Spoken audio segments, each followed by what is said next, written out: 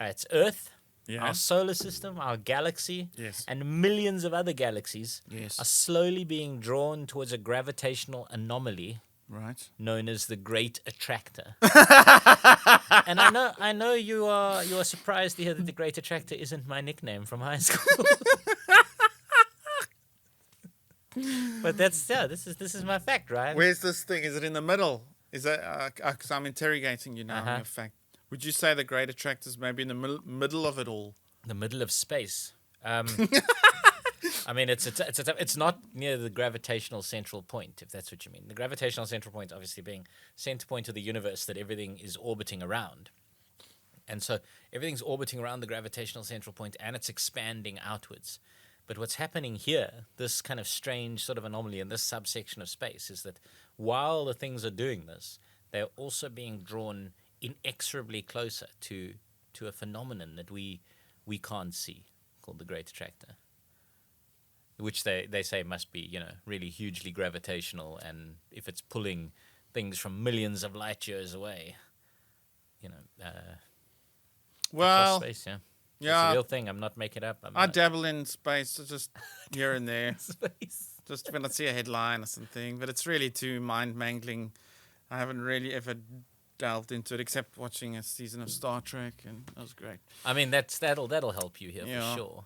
Well, I know there's a thing called antimatter, which is like they know it's got to exist because there's a force pulling something somewhere. So I know about antimatter. Oh, you mean like dark matter? Yeah. Yeah. So you're saying it's called the Great Attractor, and it's this great unknown. I'm like, no. I think it started with a lie. I think it's whatever it is. It's antimatter, or dark matter, or a black hole. But you see, I mean, you are saying it's possible that things are being drawn towards a great attractor of Not some one kind. in the I just think it's, but they know because there's an obvious force. It's got to have something about it, even though they don't know what it is.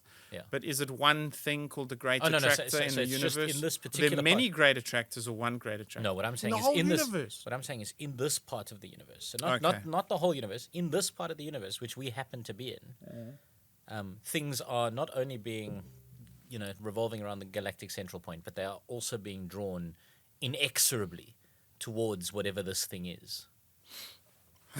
No lies. It's a lie. Are you sure? Yes. I mean, as it turns out, it's true. Good grief. Yeah, and it's this is the thing about it, right? So it's in a part of the universe that we can't see. Shucks. So it's behind us, on the other side of the Milky Way. So we have to try and look through all the denseness of the Milky Way, all the stars and everything on the Milky Way, and we cannot see the other side of the Milky Way through all of that clutter. And it's on the other side there. And we know it's there because if we look in that direction, we can see that everything, all the galaxies, everything are redshifted, which means they're moving away from us. And by calculating at what angle they're redshifted, we can see that they are all, in fact, moving towards one sort of central something that is on this other side of the Milky Way. And it'll take us, with the Milky Way turns, right? But it's going to take us 100 million years before our planet is now facing whatever this particular thing is. But, in 2016, a multinational team, but it was led by South African astronomers, mainly Sikran Korteweg. They discovered a supercluster called the Vela supercluster in the region of the Great Attractor, which would be really dense kind of amounts of stars. So they're literally calling it the Great Attractor. They're calling it the Great Attractor because they literally don't know what it is. We can see its effect on things. There's all kinds of theories as to what it could be. As you mentioned dark energy. It's a turtle. It's a floating turtle standing on 4 great elephants. Yeah, it's actually God drank too much beer and we're in his stomach and he's and